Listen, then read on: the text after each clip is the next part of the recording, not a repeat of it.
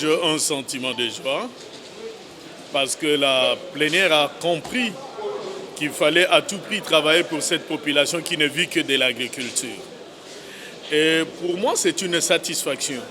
Satisfaction parce qu'ils venaient de recevoir cette proposition de loi et en faire une loi qui doit justement motiver ces ingénieurs agronomes qui doivent se réunir en ordre pour travailler au bénéfice de la population congolaise. Voilà la raison pour laquelle, personnellement, je suis très satisfait du comportement de la plénière, de la façon dont nous avons présenté les choses et que les collègues députés ont dit apprécier et surtout l'accepter.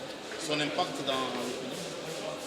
dans l'opinion, c'est pour qu'on puisse d'abord valoriser celui-là qui s'occupe même de l'amélioration de leurs conditions de vie. Parce que les conditions de vie des peuples congolais ici dépendent plus d'abord de qui cherchent, mais qui ne résout pas leurs problèmes. Dans d'autres cieux, le manger, ce n'est pas un problème sur lequel chacun peut tabler tout le temps avant de sortir. Mais chez nous, ici, le manger, c'est la nécessité d'ailleurs. C'est ce que tout le monde recherche tout le matin. Or, si la personne de l'ingénieur a été très bien soignée, très bien, je peux dire très bien rémunérée, l'ingénieur est capable de produire ce qu'il faut pour que ce pays puisse se retrouver. Mais aussi longtemps que celui-là qui est même l'acteur moteur de ce développement n'est pas bien soigné, n'est pas bien traité, comment voudriez-vous que ça marche?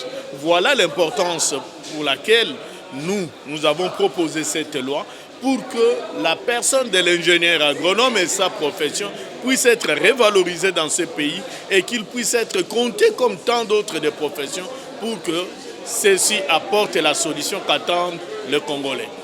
Il faut aimer la Constitution.